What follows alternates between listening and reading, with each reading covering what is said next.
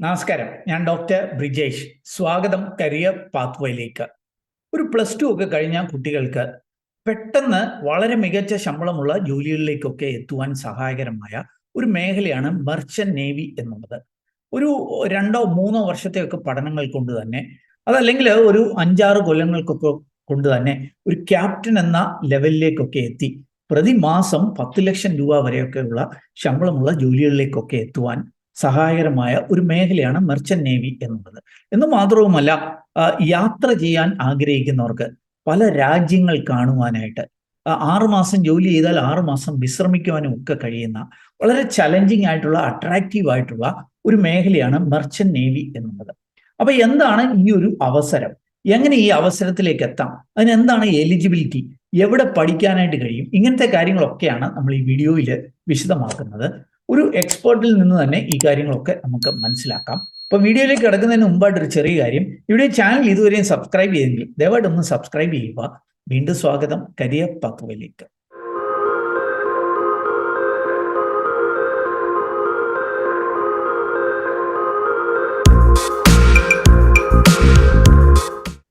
അപ്പൊ ഈ മെർച്ചന്റ് നേവിയുമായി ബന്ധപ്പെട്ട ജോലികൾ, അതല്ലെങ്കിൽ കടലിലെ ജോലികൾ, കപ്പലിലെ ജോലികൾ, ഈ അവസരങ്ങളൊക്കെ വിശദമാക്കുവാനായിട്ട് ഒരു എക്സ്പെർട്ട് നമ്മളോടൊപ്പം ജോയിൻ ചെയ്യുന്നുണ്ട്.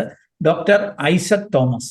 അദ്ദേഹം കഴിഞ്ഞ 15 വർഷത്തോളവുമായിട്ട് ഈ കരിയർ ഗൈഡൻസ് മേഖലയിൽ പ്രവർത്തിക്കുന്ന ഒരു വ്യക്തിയാണ്. അദ്ദേഹം PhD എടുത്തത് തന്നെ ഈ കരിയർ ഗൈഡൻസ് എന്ന വിഷയത്തിൽ തന്നെയാണ്. എന്ന് മാത്രവുമല്ല, ഈ കരിയർ മെന്ററിങ് സേവനങ്ങൾ താല്പര്യമുള്ളവർക്ക് നൽകുന്ന ഒരു വ്യക്തിയും കൂടിയാണ്. അദ്ദേഹത്തിന്റെ കോൺടാക്ട് നമ്പറൊക്കെ ഞാൻ വീഡിയോ ഡിസ്ക്രിപ്ഷൻ നൽകിയേക്കാം. നിങ്ങൾക്ക് അങ്ങനെയുള്ള സേവനങ്ങൾ വേണമെന്നുണ്ടെങ്കിൽ അദ്ദേഹത്തെ കോൺടാക്ട് ചെയ്യാവുന്നതുമാണ്. അപ്പം Isaac sir, welcome to career pathway. നമസ്കാരം ബ്രിജേഷ് സാർ. ഓക്കെ. എനിക്ക് ആദ്യം സാറിനോട് ചോദിക്കാനായിട്ടുള്ളത്, ഈ മെർച്ചന്റ് നേവി ജോലികൾ എന്താണ്? അതൊന്ന് എക്സ്പ്ലെയിൻ ചെയ്യാം. നമുക്കറിയാം, കടലിലെ കപ്പലിൽ ജോലി എന്ന് ആ ഒരു മേഖലയിലേക്ക് ഒരു സ്വപ്ന തുല്യമായി കടന്നു വരാൻ ആഗ്രഹിക്കുന്ന കുട്ടികൾക്ക് ഒരുക്കുന്ന വലിയ ഒരു അവസരമാണ് മെർച്ചന്റ് നേവി എന്ന് പറയുന്നത്. മെർച്ചന്റ് നേവി എന്ന് കേൾക്കുമ്പോൾ തന്നെ പലപ്പോഴും നമുക്ക് സംശയം വരാം, ഇത് നേവിയുമായി ബന്ധമുള്ള ഒന്നാണോ എന്ന്. പക്ഷെ ഇത് അങ്ങനെയല്ല. അതായത് കാർഗോ ഷിപ്പുകളിൽ, അതായത് വ്യാപാര വ്യവസായങ്ങൾ, ഉൽപ്പന്നങ്ങൾ കടലിലൂടെ കരയിലെത്തിക്കാനുള്ള ഏറ്റവും വലിയ ലോകത്തെ സംവിധാനം, ആ സംവിധാനത്തിന്റെ ഒപ്പത്തിനൊപ്പം അതിന്റെ ഭാഗമായി നിൽക്കാൻ കിട്ടുന്ന ഒരു അവസരമാണ്. കപ്പലിൽ ജോലി എന്ന് പറയുമ്പോൾ ഈ കാർഗോ ഷിപ്പും അതുപോലെ തന്നെ ക്രൂയിസ് ഷിപ്പുകൾ, അതായത് ആഡംബര കപ്പലുകൾ, നമുക്കറിയാം ടൈറ്റാനിക് പോലെയുള്ള കപ്പലുകളൊക്കെ, യാത്രാ കപ്പലുകൾ, ചരക്ക് കപ്പലുകൾ. അപ്പൊ ചരക്ക് കപ്പലുകളിലാണ് മെർച്ചന്റ് നേവി ജോബ് ഓപ്പർച്യൂണിറ്റീസ് ഉള്ളത്. ഈ ഒരു ജോബ് തന്നെ പല ഇടങ്ങളിലായിട്ട്, ആ കപ്പലിൽ തന്നെ പല സ്ഥലങ്ങളിലായിട്ടാണ് ഇവർക്ക് പല തലങ്ങളിൽ വർക്ക് ചെയ്യാനുള്ള അവസരമാണ് അവർക്ക് ഒരുങ്ങുന്നത്. ഓക്കെ. അപ്പം മെർച്ചന്റ് നേവി എന്ന് പറഞ്ഞാല് യാത്രാ കപ്പലുകളല്ല, മറിച്ച് ചരക്ക് ഗതാഗതത്തിന് ഉപയോഗിക്കുന്ന കപ്പലുകൾ, കണ്ടെയ്നർ അല്ലെങ്കിൽ കാർഗോ കപ്പലുകളിലെ ജോലി, അത് പല ലെവലുകളിലുള്ള ജോലി ചെയ്യുക എന്നുള്ളതാണ് മെർച്ചന്റ് നേവി എന്ന് സാർ സൂചിപ്പിച്ചു. ഓക്കെ, അങ്ങനെയാണെങ്കിൽ എൻ്റെ അടുത്ത ചോദ്യം, ഓക്കെ, ഈ എന്ത് തരം ജോലികളൊക്കെ ഇവിടെ ലഭ്യമാണ്? ആ കാര്യങ്ങളൊന്ന് സൂചിപ്പിക്കാം. ഇവിടെ ലഭിക്കുന്ന ജോലികൾ എന്ന് പറയുമ്പം നമുക്ക് പ്രധാനമായും 3 തലങ്ങളിലാണ് ഈ കപ്പലിൽ ലഭിക്കുന്ന ജോലി. അതിന്റെ ഡെക്കില്, ഈ ഉയർന്ന മേൽത്തട്ടില് ലഭിക്കുന്ന ക്യാപ്റ്റൻ വരെയുള്ള കപ്പലിന്റെ നിയന്ത്രണവും അതിന്റെ നാവിഗേഷൻ റിലേറ്റഡ് ആയിട്ടുള്ള ജോലി, നാവിഗേഷൻ ഡിപ്പാർട്ട്മെന്റിലുള്ള ജോലികൾ. അതുകൂടാതെ അതിന്റെ എഞ്ചിനീയറിംഗ് സെഷൻ, മെർച്ചന്റ് നേവി എന്ന് പറയുമ്പോൾ തന്നെ അതിനെ നിയന്ത്രിക്കുന്ന, അതുമായി ബന്ധപ്പെട്ട അതിന്റെ എഞ്ചിനീയറിംഗ് സെഷൻ എന്ന് പറഞ്ഞാൽ നമ്മൾ അറിയുന്നത് തന്നെ മറൈൻ എഞ്ചിനീയറിംഗ് അതിന്റെ കോഴ്സ് പൂർത്തിയായ എഞ്ചിനീയേഴ്സ് ആണ് ആ ഒരു വിഭാഗത്തിൽ വർക്ക് ചെയ്യുന്നത്. അതുകൂടാതെ ഈ നേവൽ ആർക്കിടെക്ചർ എഞ്ചിനീയറിംഗും കഴിഞ്ഞവരും അവിടെ വർക്ക് ചെയ്യുന്നു. കൂടാതെ 3ാമത്തെ സെഷൻ എന്ന് പറഞ്ഞാൽ അതിന്റെ കേറ്ററിംഗ്, അതുപോലെ കാർഗോ, ഈ തരത്തിലുള്ള സർവീസുകളൊക്കെ ചെയ്യുന്ന കുക്ക് അടക്കം, ഷെഫ് അടക്കമുള്ള ആളുകളൊക്കെ വരുന്ന സർവീസ് സെക്ടറാണ്. സാധാരണഗതിയിൽ ഒരു മെർച്ചന്റ് നേവി ഈ ജോബിനെ കുറിച്ച് ചിന്തിക്കുമ്പോൾ തന്നെ ഒരു കപ്പലിൽ ശരാശരി ഒരു 20-22 പേരൊക്കെയാണ് മിക്കവാറും ഈ ഒരു കാറ്റഗറിയിൽ ഈ 3 സെഷനായിട്ട്. ക്രൂസ് ഷിപ്പുകളിൽ നൂറുകണക്കിന് ജോലിക്കാർ കാണും. എന്നാൽ ഈ അല്ല ഇങ്ങനത്തെയുള്ള ഷിപ്പുകളിൽ ആളുകളുടെ എണ്ണം വളരെ കുറവായിരിക്കും. മതിയോ. ഓക്കെ. അങ്ങനെയാണെങ്കിൽ ഇനി പറയേണ്ടത് ഈ ഒരു മെർച്ചന്റ് നേവി ജോലികളുടെ കുറെ അട്രാക്ഷൻസ് ഉണ്ട്. ഒത്തിരി കുട്ടികൾ ചോദിക്കുന്ന ഒരു കാര്യമാണ് ഈ മെർച്ചന്റ് നേവിയിലേക്ക് എങ്ങനെ എത്താൻ പറ്റും. ഈ മേഖലയിലെ അട്രാക്ഷൻസ് എന്തൊക്കെയാണ്? അതേപോലെ തന്നെ കുറെ ഡിസഡ്വാൻറ്റേജസും ഉണ്ട് അല്ലെ? അതും എന്തൊക്കെയാണ് എന്നൊന്ന് സൂചിപ്പിക്കാം. തീർച്ചയായും ഈ അട്രാക്ഷനെ കുറിച്ച് പറയുമ്പോൾ തന്നെ മനസ്സിലാക്കണം, കുട്ടികളെ ഏറ്റവും കൂടുതൽ ആകർഷിക്കുന്നത് ചെറുപ്രായത്തിൽ തന്നെ പഠനം പൂർത്തിയാക്കിയ ഉടൻ തന്നെ ഏറ്റവും ഉയർന്ന സാലറിയിലേക്ക് അവർക്ക് പ്രവേശിക്കാൻ കഴിയുന്ന ഒരു മേഖലയാണ്. ലക്ഷക്കണക്കിന് രൂപ അവർക്ക് ലഭിക്കാനിടയുണ്ട്. അതായത് 17ാമത്തെ വയസ്സ് മുതൽ 25 വയസ്സ് വരെയുള്ള ഈ അൺമാരീഡ് ആയിട്ടുള്ള കുട്ടികളെയാണ് കൂടുതൽ അതിലേക്ക് ആകർഷിക്കുന്നത്. കുറഞ്ഞ ചെറുപ്രായത്തിൽ ഉയർന്ന സാലറി അതൊരു അട്രാക്ഷനാണ്. കൃത്യമായിട്ട് പറഞ്ഞു കഴിഞ്ഞാല് ഞാൻ ഒരിടത്ത് കേട്ടത് ഒരു ക്യാപ്റ്റൻ ഒക്കെ ആയി കഴിഞ്ഞാല് പ്രതിമാസം 10 ലക്ഷം രൂപ വരെ കിട്ടും എന്നാണ് പറയപ്പെടുന്നത്.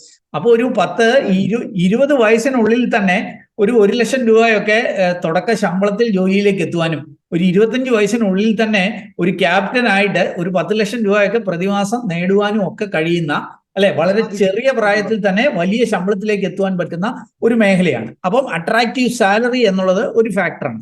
വേറെ എന്തൊക്കെയാണ് ആകർഷകമാണ്? തന്നെയാണ് ആ സാലറി, കിട്ടുന്ന സാലറിക്ക് യാതൊരുവിധ ടാക്സും കൊടുക്കണ്ട എന്നുള്ളത്. മറ്റെല്ലാ മേഖലകളിലും നമുക്ക് വലിയൊരു തുക ടാക്സ് ആയിട്ട് പേ ചെയ്യണം. ഇത് ടാക്സ് ഫ്രീ ആണ്. ഈ ലക്ഷങ്ങള് കിട്ടുന്നത് ടാക്സ് കൊടുക്കാതെ 5-6 മാസം ജോലി ചെയ്ത് കിട്ടുന്ന സാലറിക്ക് യാതൊരു ടാക്സും കൊടുക്കണ്ട എന്നുള്ളതാണ്. പിന്നെ ഫ്രീ ഫുഡ് ആൻഡ് അക്കോമഡേഷൻ, നമ്മൾ കിട്ടുന്ന സാലറിയിലെ പ്രധാന പങ്കും ഈ ഒരു കാര്യത്തിലാണ് പലരും വിനിയോഗിക്കുന്നത്. ഇതവിടെ ആവശ്യമില്ല.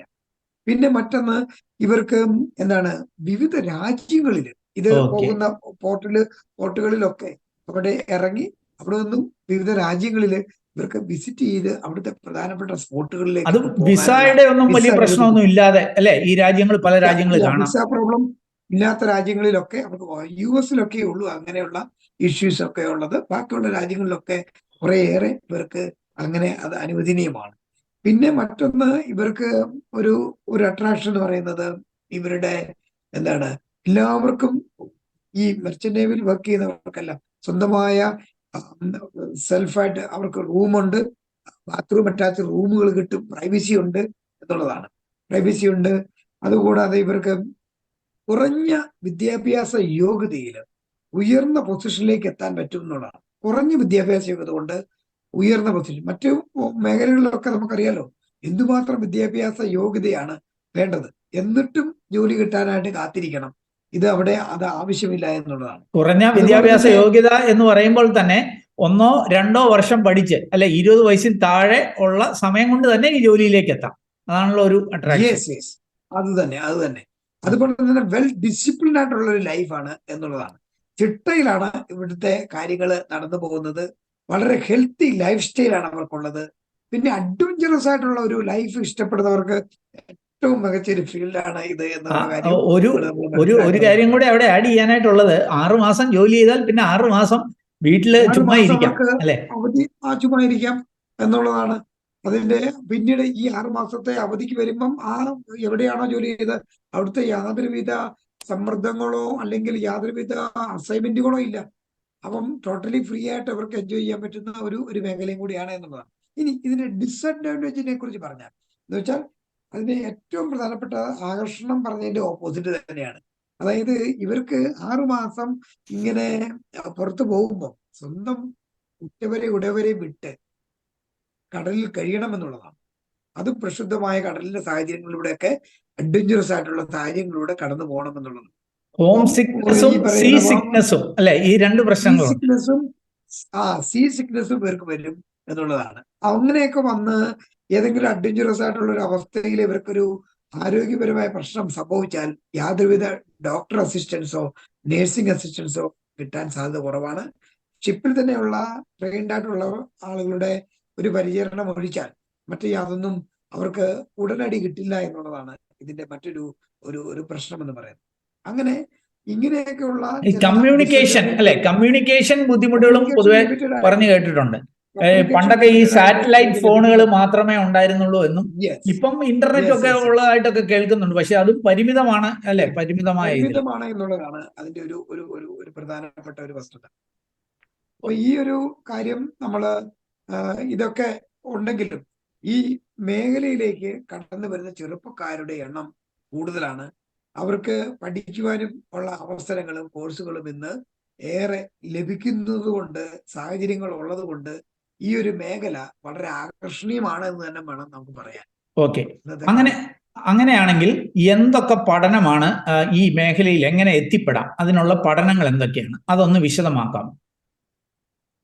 ഇതിന്റെ പഠന മേഖലയെ കുറിച്ച് പറയുമ്പോൾ പ്രധാനമായും നമുക്ക് 10th 10ാം ക്ലാസ് കഴിയുമ്പം തന്നെ വേണമെങ്കിൽ ജോയിൻ ചെയ്യാൻ പറ്റുന്ന GP റേറ്റിംഗ് എന്ന് പറയുന്ന 1 ഇയർ പ്രോഗ്രാമാണ്. അതുകൂടാതെ +2 കഴിഞ്ഞ് സയൻസ് വിഷയങ്ങൾ ഫിസിക്സ്, കെമിസ്ട്രി, മാത്തമാറ്റിക്സിന് 60% മാർക്കോട് കൂടി പാസ്സായ കുട്ടികൾക്ക് 50% ഇംഗ്ലീഷിന് മാർക്ക് മസ്റ്റാണ്. ഇന്റർനാഷണൽ ആയിട്ടുള്ള ആളുകളുമായിട്ട് വർക്ക് ചെയ്യേണ്ട സാഹചര്യം. ഇംഗ്ലീഷ് സ്കിൽസ് നന്നായി വേണം അല്ലെ, കാരണം വിദേശ രാജ്യങ്ങളിലൊക്കെ പോകുന്നതുകൊണ്ട് തന്നെ. അത് വളരെയേറെ മസ്റ്റാണ്. അതുകൂടാതെ ഈ ഒരു +2 കഴിഞ്ഞുള്ള BS ഡിപ്ലോമ പ്രോഗ്രാം, അതായത് DNS എന്ന് പറയും, ഡിപ്ലോമ ഇൻ നോട്ടിക്കൽ സയൻസ്. അതുകൂടാതെ ഗ്രാജുവേഷൻ പ്രോഗ്രാം, പ്രധാനമായി 2 ഗ്രാജുവേഷൻ പ്രോഗ്രാമുകൾ ഉണ്ട്. അതിലൊന്ന് നോട്ടിക്കൽ സയൻസ് ആണ്, BSc നോട്ടിക്കൽ സയൻസ് ആണ്. അതുപോലെ തന്നെ ഷിപ്പ് ബിൽഡിങ്ങുമായി ബന്ധപ്പെട്ടുള്ള ഗ്രാജുവേഷൻ പ്രോഗ്രാം ഉണ്ട്, BSc പ്രോഗ്രാമുകളുണ്ട്. എന്നാൽ ബിടെക് ആണ് ഇതിന്റെ ഏറ്റവും മികച്ച മറ്റൊരു പ്രോഗ്രാം. ഇതിന്റെ മറൈൻ എഞ്ചിനീയറിംഗ് സെഷനാണ്. ഷിപ്പിന്റെ എഞ്ചിനീയറായി മാറുന്ന ആളാണ്. അതുകൂടാതെ naval architecture and ship building എന്ന് പറയുന്ന പ്രോഗ്രാം. ഇത് രണ്ടും എഞ്ചിനീയറിംഗ് സെഷനിലേക്ക് പോകാൻ അവരെ സഹായിക്കുന്നതാണ്.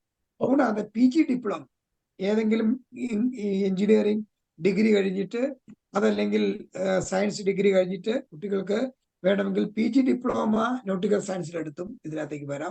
നമ്മുടെ ഈ സാധാരണ ഫിസിക്സ്, കെമിസ്ട്രി അതൊക്കെ പഠിച്ചവർക്കും വേണേ ഡിപ്ലോമ, PG ഡിപ്ലോമ എടുത്ത് ഈ മേഖലയിലേക്ക് വരാം അല്ലെ, ഈ മേഖലയിലോട്ട് വരാം. മറ്റു യൂണിവേഴ്സിറ്റികളിൽ പഠിച്ചിട്ട് ഈ ഇതിലേക്ക് വരാം എന്നുള്ളതാണ്. 25 വയസ്സ് വരെ അനുവദിക്കുന്നുണ്ടല്ലോ, പ്രായം അനുവദിക്കുന്നുണ്ട് ഈ മേഖലയിലോട്ട് കടന്നു വരാൻ. PhD ലഭ്യമാണ് അല്ലെ, PhD ലഭ്യമാണ്. ഇത് കൊടുക്കുന്ന ഒരു യൂണിവേഴ്സിറ്റി തന്നെ നമുക്ക് ഇന്ത്യയിലുണ്ട് എന്നുള്ളതാണ് ഈ മെർച്ചന്റ് നേവി കോഴ്സുകളെ വളരെ വളരെ ആകർഷകമാക്കുന്നത് എന്നുള്ളതാണ്. വളരെ അംഗീകൃതമായ ഒരു യൂണിവേഴ്സിറ്റി.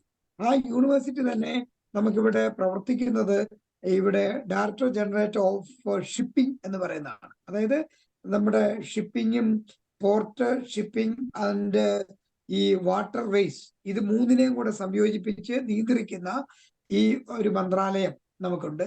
ആ മിനിസ്ട്രിയുടെ കീഴിൽ അതിന്റെ അംഗീകാരമുള്ള ഒരു യൂണിവേഴ്സിറ്റി, സെൻട്രൽ യൂണിവേഴ്സിറ്റിയാണ് ഇന്ത്യൻ മാരിടൈം യൂണിവേഴ്സിറ്റി എന്ന് പറയും. ഈ യൂണിവേഴ്സിറ്റി ആ യൂണിവേഴ്സിറ്റി IMU എന്ന അബ്രിവേഷനിൽ അറിയപ്പെടുന്ന യൂണിവേഴ്സിറ്റി, ആ യൂണിവേഴ്സിറ്റിയുടെ CET എന്ന് പറയുന്ന എൻട്രൻസ് ക്ലിയർ ചെയ്താൽ ആ റാങ്ക് ലിസ്റ്റ് വരുന്നവർക്കാണ് ഈ പറഞ്ഞ കോഴ്സുകളിലേക്കൊക്കെ ആവശ്യാനുസരണം അവർക്ക് പോകാൻ കഴിയുന്നത്. ആ കോഴ്സ് ഏത് കോഴ്സാണോ അവർക്ക് യോജിച്ചത് അത് എടുക്കാൻ പറ്റും. പക്ഷെ നല്ല അത്യാവശ്യം ഫീസൊക്കെ ഉണ്ട്. പക്ഷെ ഫീസ് ഉണ്ടെങ്കിലും സാലറി ഉള്ളത് കൊണ്ട് അത് ഈ പറയുന്ന അത്ര വലിയ ഒരു ബുദ്ധിമുട്ടായിട്ട് ആർക്കും വിദ്യാർത്ഥികൾ തോന്നത്തില്ല എന്നുള്ളതാണ്.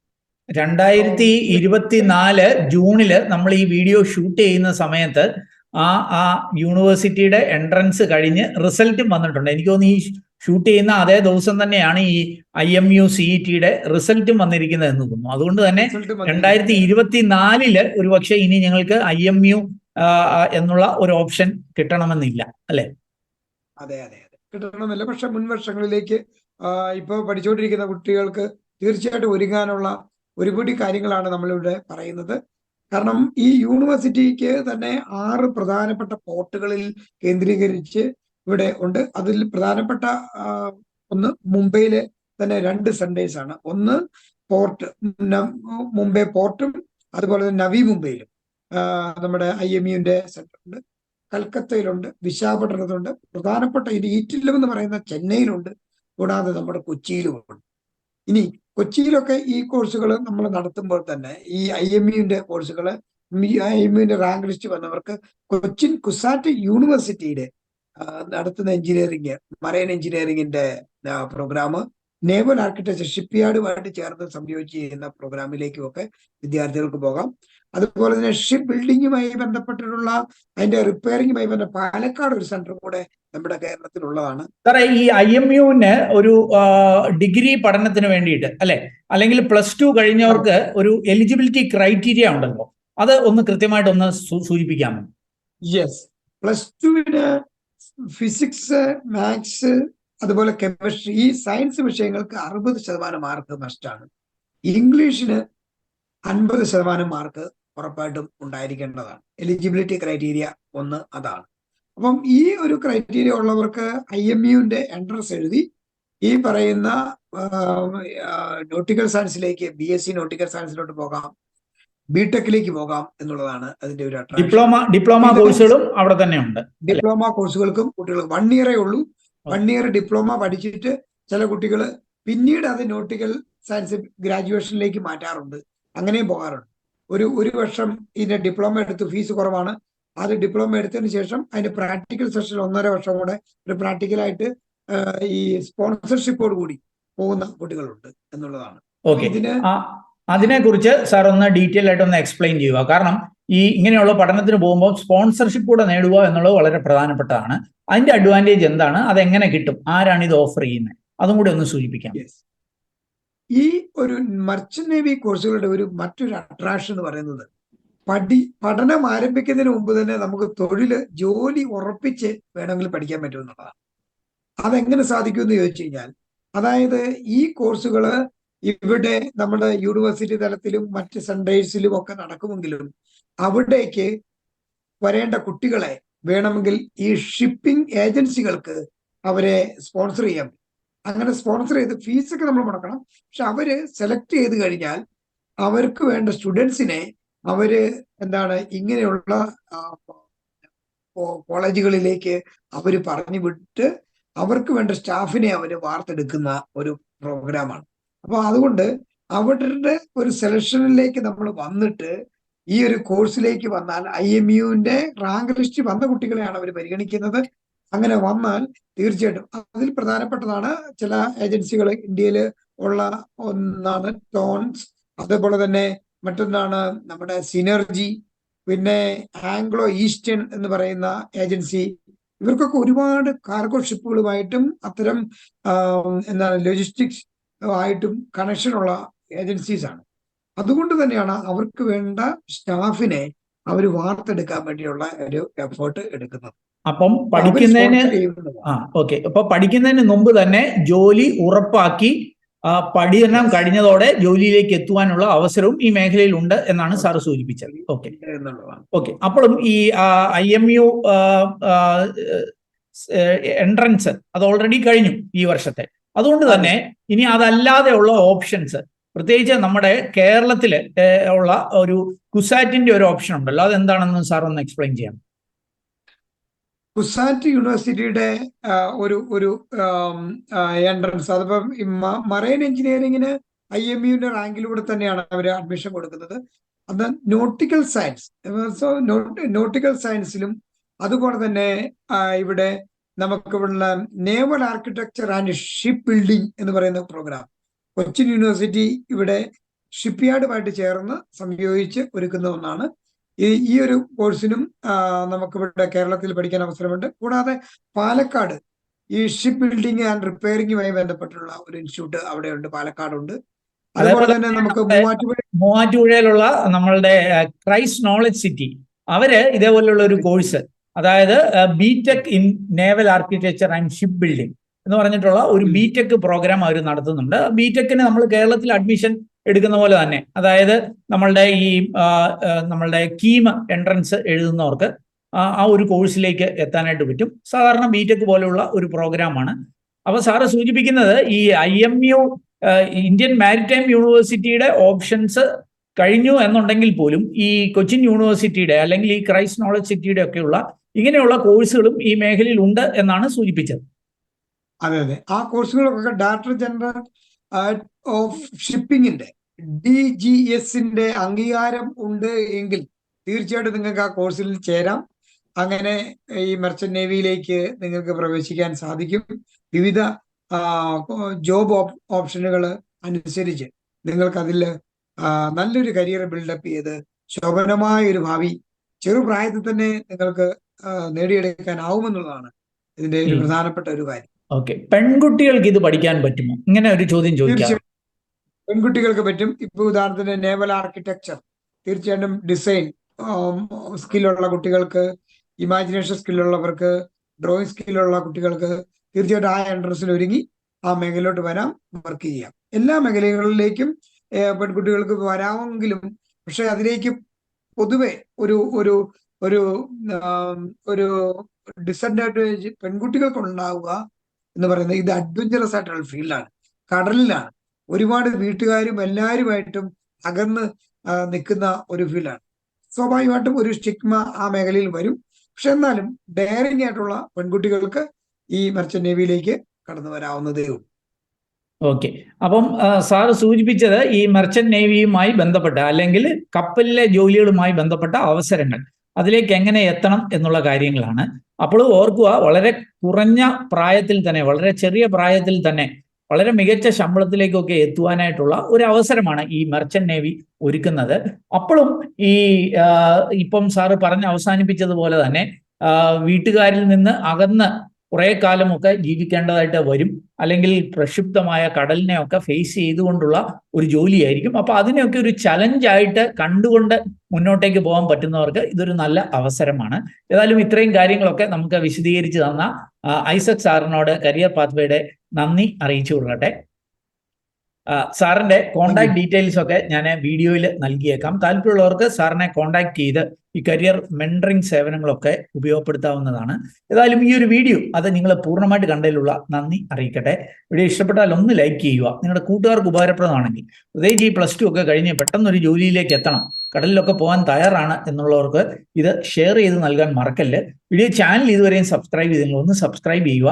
അതേപോലെ തന്നെ ഈ +2നൊക്കെ ശേഷമുള്ള പഠന അവസരങ്ങൾ, അല്ലെങ്കിൽ ഡിഗ്രിക്കൊക്കെ ശേഷമുള്ള പഠന അവസരങ്ങളൊക്കെ വിശദമാക്കുന്ന ഒട്ടനവധി വീഡിയോകൾ ചില പ്ലേലിസ്റ്റുകളായി ഈ യൂട്യൂബ് ചാനലിൽ തന്നെ നൽകിയിട്ടുണ്ട്. അതിന്റെ ലിങ്ക് ഞാൻ വീഡിയോ ഡിസ്ക്രിപ്ഷനിൽ നൽകിയേക്കാം. അങ്ങനെ താല്പര്യമുള്ളവർക്ക് ആ വീഡിയോകളൊക്കെ കണ്ട് അവസരങ്ങളൊക്കെ മനസ്സിലാക്കാവുന്നതാണ്. ഏറ്റവും ശുഭകരമായ ഒരു ഭാവി കരിയർ നേർന്നുകൊണ്ട് നിർത്തട്ടെ. നന്ദി, നമസ്കാരം.